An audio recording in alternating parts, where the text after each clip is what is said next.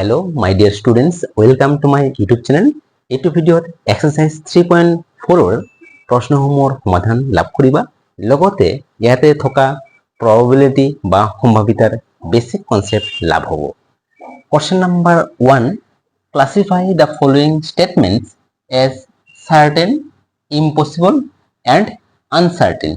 ইয়াৰ অৰ্থ তলত দিয়া স্টেটমেন্ট বা বাক্যসমূহ শ্ৰেণী বিভাজন কৰা। কি হিচাপে কোনটো সাৰ্টেন হয় মানে কোনটো নিশ্চিতভাৱে ঘটিব, কোনটো ইম্পসিবল বা কোনটো কেতিয়াও নঘটিব, এন্ড আনসাৰ্টেন কোনটো ঘটিবও পাৰে নঘটিবও পাৰে মানে নিশ্চিতভাৱে ক'ব নোৱাৰি।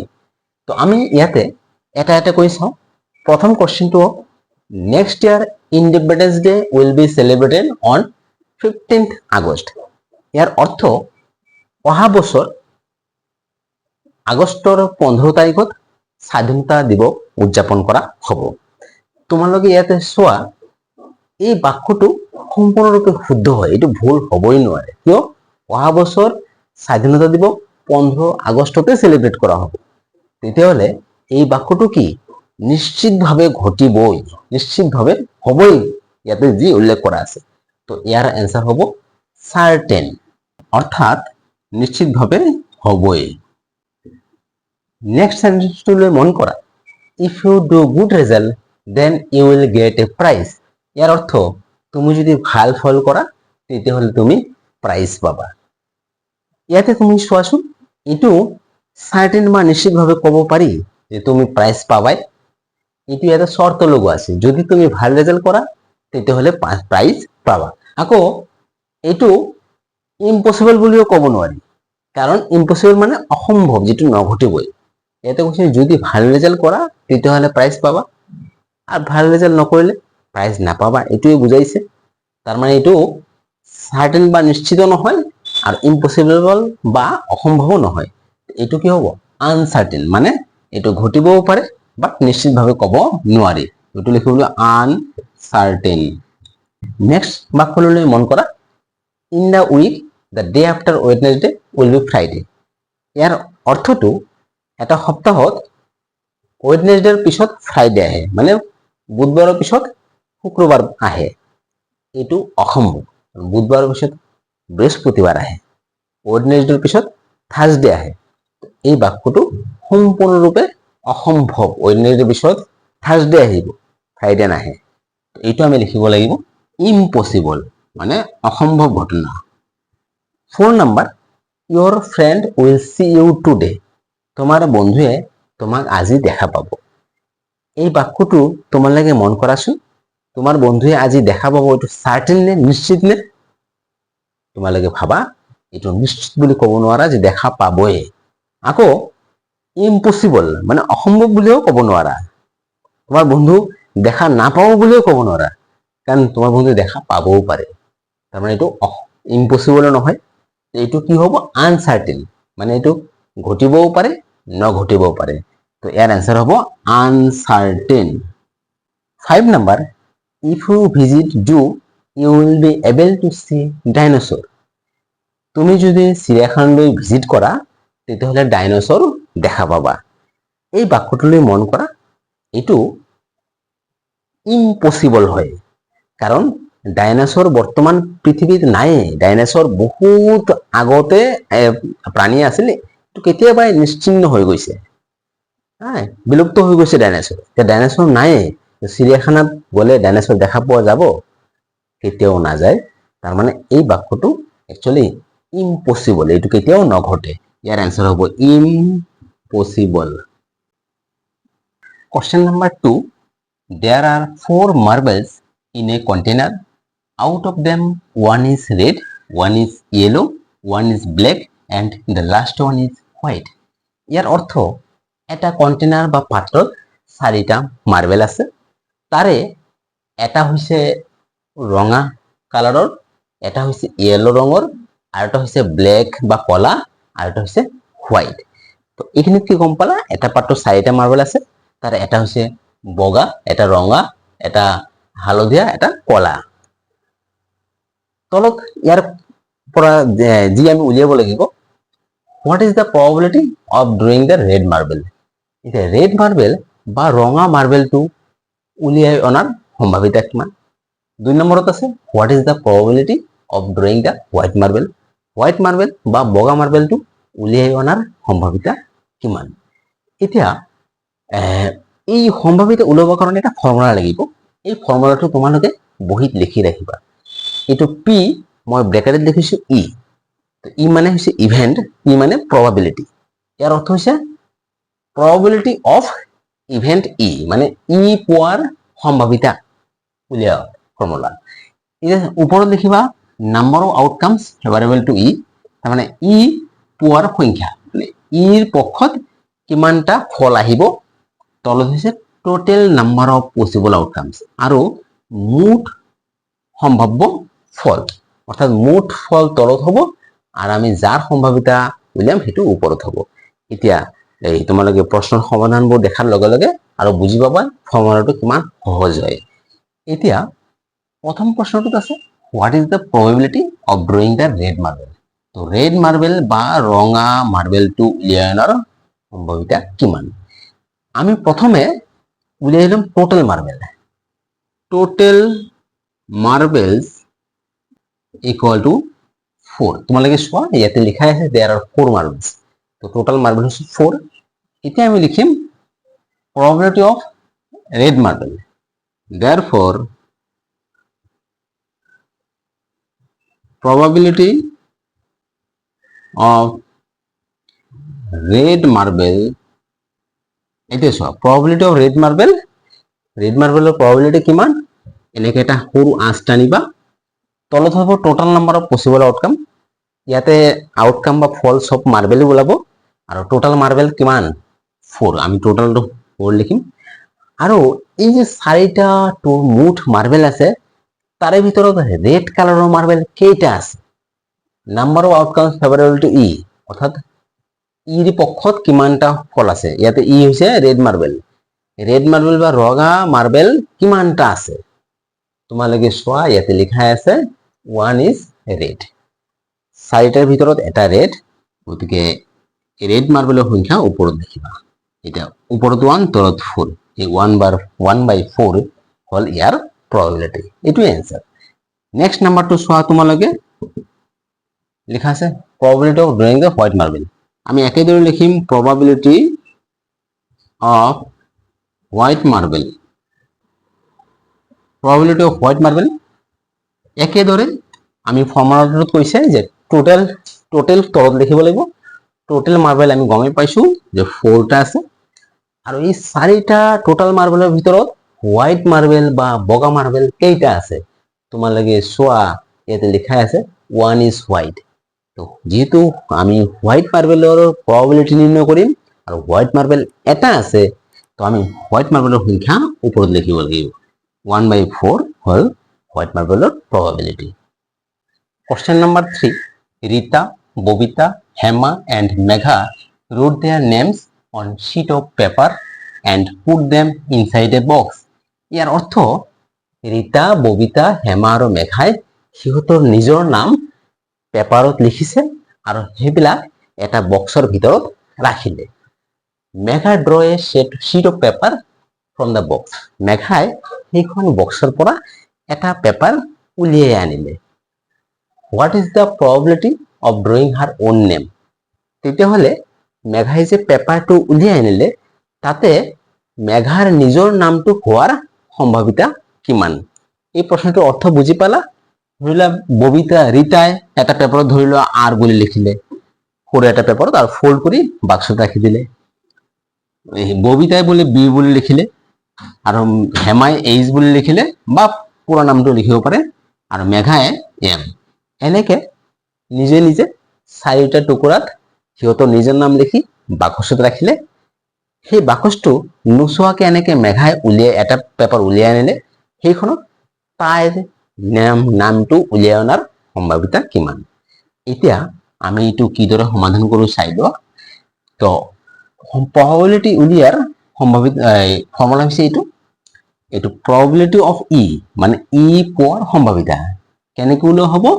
নাম্বাৰ অফ আউটকামছ ফেভাৰেবল টু ই, মানে ইৰ পক্ষত কিমানটা ফল আহিব, মানে যাৰ সম্ভাৱিত উলিয়াম তাৰ পক্ষত কিমানটা, আৰু তলত হৈছে মুঠ আউটকামছ, টোটাল নাম্বাৰ অফ আউটকামছ, মুঠ ফল কিমানটা। এই প্ৰশ্নটোত তোমালোকে গম পাইছা যে টোটাল আউটকামছ কি হ'ব। টোটাল আউটকামছ কি হ'ব তোমালোকে চোৱাচোন। ইয়াতে যেহেতু ববিতাই নিজৰ নাম, হেমাই নিজৰ নাম আৰু মেঘাই, মুঠ কিমানজন আছে, মুঠ 4জন। 4জনে যেহেতু নিজৰ নামটো লিখিলে, মুঠ তেনেকুৱা লিখা কাগজৰ টুকুৰা কেইটা, 4টা, সেইটো হৈছে টোটেল। টোটেল আউটকামছ হ'ব 4। এতিয়া আমি উলিয়াব লাগিব যি বিচাৰিছে। probability of drawing her own name, probability of Megha বুলি লিখিলো, মেঘা's name। এতিয়া তোমালোকে চোৱা মেঘাৰ নিজৰ নাম হোৱাৰ সম্ভাৱিতা কিমান। একেদৰে তলত লিখিব লাগিব টোটাল আউটকাম, মুঠ আউটকাম ইয়াতে 4টা আছে, আৰু সেই 4টাৰ ভিতৰত মেঘাৰ নিজৰ নাম থকা কাগজৰ টুকুৰা কেইটা আছে, এটা, অৰ্থাৎ মেঘাৰ পক্ষত ফল হ'ব 1। তো এইটোৱে এনসাৰ। মেঘাৰ নিজৰ নাম থকা কাগজৰ টুকুৰা এটা আছে আৰু মুঠ কাগজৰ টুকুৰা 4টা আছে, মুঠ তলত, আৰু যাৰ probability উলিয়াম সেইটো সেই সংখ্যাটো ওপৰত। তো 1/4 হ'ল মেঘাৰ নিজৰ নাম হোৱাৰ সম্ভাৱিতা বা probability। Question number 4. The letters of the word education are written on cards and kept in a bag. ইয়াৰ অৰ্থ এডুকেশ্যন শব্দটোৰ লেটাৰ বা আখৰসমূহ কাৰ্ডত লিখা হৈছে আৰু সেইবোৰক এটা বেগত ৰখা হৈছে। What is the probability of getting a vowel from the bag? সেই বেগখনত যে কাৰ্ডত লিখি পেলাই ৰখা হৈছে, তাৰ পৰা যদি এটা কাৰ্ড উলিয়াই অনা হয়, তাত ভাৱেল পোৱাৰ probability বা সম্ভাৱিতা কিমান। তো এই প্ৰশ্নত কৈছে যে এডুকেশ্যন নামৰ যিটো ৱাৰ্ড, তাতে যি যি লেটাৰ আছে, মানে আখৰ আছে, যেনে ই, ডি, ইউ, চি, এ, টি, আই, অ, এন, তাৰ পৰা সেই এটা এটাকৈ আখৰ এটা কাৰ্ডত লিখা হৈছে আৰু সেইবিলাক বেগত ৰখা হৈছে। এতিয়া বেগৰ পৰা এটা কাৰ্ড উলিয়াই অনা হ'ল, সেইটো ভাৱেল হোৱাৰ সম্ভাৱিতা কিমান। এতিয়া তোমালোকে চোৱা, আমি ইয়াতে আকৌ এডুকেশ্যন শব্দটো লিখিলো, এডুকেশ্যন, এইটো ইয়াতে লেটাৰ কি, ই এটা লেটাৰ, ডি এটা লেটাৰ, ইউ এটা লেটাৰ, এইদৰে একোটা লেটাৰ আছে বা আখৰ আছে। এতিয়া আমি জানো যে probability উলিওৱাৰ প্ৰথম প্ৰচেছটোই মুঠ টোটাল আউটকামছ কিমান। মই আগত লিখিলো টোটাল নাম্বাৰ অফ আউটকামছ। টোটাল আউটকামছ কেইটা আছে চাই লোৱা। আগতে কৈ দিও যে এইটো প্ৰশ্নত কৈছে এটাকৈ লেটাৰ এটা কাৰ্ডত লিখিব। ধৰিলে এটা কাৰ্ডত ই বুলি লিখিলে, এইটো এটা কাৰ্ড, আৰু এটা কাৰ্ডত ডি বুলি লিখিলে, আৰু এটা কাৰ্ডত ইউ লিখিব, আৰু এটা কাৰ্ডত চি লিখিব। তোমালোকে চোৱা, এনেদৰে যদি গোটেই কেইটা আখৰ এটা এটা কাৰ্ডত লিখে, তেতিয়াহ'লে তেনেকুৱা মুঠ কাৰ্ড কেইটা হ'ব? মুঠ কাৰ্ড হ'ব যিমানটা লেটাৰ আছে। তো মুঠ লেটাৰ কেইটা আছে? 1, 2, 3, 4, 5, 6, 7, 8, 9, অৰ্থাৎ টোটাল আউটকামছ হ'ব 9। কাৰণ ইয়াতে মুঠ লেটাৰ বা আখৰ আছে 9টা, আৰু 9টা লেটাৰ বা আখৰ 9খন কাৰ্ডত লিখা হ'ব। তো টোটাল আউটকামছ ইমান। তাৰপিছত আমি উলিয়াব লাগিব vowel from the bag, getting a vowel. তো নাম্বাৰ অফ ভাৱেল, এতিয়া তোমালোকে চোৱা ভাৱেল কিমানটা আছে। তোমালোকে ভাৱেল নিশ্চয় জানা যে মুঠ 26টা ইংৰাজী আখৰৰ ভিতৰত ভাৱেল আছে মুঠ 5টা। কিন্তু কথা হ'ল সেই আমি চাব লাগিব ইয়াতে কিমানটা ভাৱেল আছে। তোমালোকে চোৱা, তোমালোকে জানা ভাৱেল কোনবোৰ? এ, ই, আই, ও, ইউ। আমি ইয়াতে চাও, ইয়াতে কেইটা ভাৱেল আছে? ই এটা ভাৱেল, ইউ ভাৱেল, এ ভাৱেল, আই ভাৱেল, ও ভাৱেল। চোৱা তে মুঠ কেইটা ভাৱেল আছে 1 2 3 4 5 তো ভাৱেলৰ সংখ্যা হৈছে 5 আমি এতিয়া পাই গলো আমি কিমানটা কৈ আছে এতিয়া আমি probability উলিয়াব পাৰিম therefore the probability of getting vowel এটা ভাৱেল পোৱাৰ probability কিমান তোমালোকে জানাই যে ফৰ্মুলা মতে কি total number of outcomes মুঠ ফল কিমানটা total outcomes হৈছে 9 গতিকে তলত 9 হ'ব আমি উলিয়াব লাগিব ভাৱেল ভাৱেল কিমানটা আছে তাৰ সংখ্যা হৈছে 5 5 by 9 is the probability of getting vowel অৰ্থাৎ এই শব্দটোত থকা ভাৱেল পোৱাৰ সম্ভাৱিতা হৈছে 5 by 9 question number 5 in a basket there are 4 mangoes 3 pomegranates and 5 bananas ইয়াৰ অৰ্থ এটা বাস্কেট বা পাচিত 4টা আম আছে 3টা পমিগ্ৰেনেট বা ডালিম আছে আৰু 5টা banana বা কল আছে what is the probability of getting all the bananas from the basket সেই বাস্কেট খনৰ পৰা কল পোৱাৰ সম্ভাৱিতা কিমান আটাইবোৰ কল পোৱাৰ সম্ভাৱিতা কিমান এই প্ৰশ্নটোলৈ মই আকৌ তোমালোকক কৈছো যে এটা বাস্কেটত কৈছে যে 4টা ম্যাঙ্গো আছে 3টা পমিগ্রেনেট আছে আৰু 5টা banana আছে এতিয়া সেই বাস্কেটখনৰ পৰা যদি আমি এনেকে উলিয়াই আনো ফ্ৰুটস উলিয়াই আনো তেতিয়াহলে তাতে banana পোৱাৰ সম্ভাৱিতা কিমান কল পোৱাৰ সম্ভাৱিতা কিমান তো আমি ইয়াতে আগৰ দৰে total outcomes তো ইয়াতে total outcomes তো total number of outcomes কিমানটা actually ইয়াতে total number of fruits মুঠ ফলৰ সংখ্যা কিমান তোমালোকে চোৱা ম্যাঙ্গো আছে 4টা প্লাস পমিগ্ৰেনেট আছে 3টা প্লাস banana আছে 5 গোটেইকেইটা যদি প্লাস কৰো আমি পাম 12 অৰ্থাৎ total number of outcomes 12 বা তোমালোকে লিখিব পাৰা total number of fruits 12 এতিয়া আমি কি উলিয়াব লাগিব banana number of bananas banana কিমানটা আছে 5টা চাইলোৱা মুঠ fruits আছে 12 আৰু banana বা কলৰ সংখ্যা 5 এটা আমি লিখিম therefore the probability of getting banana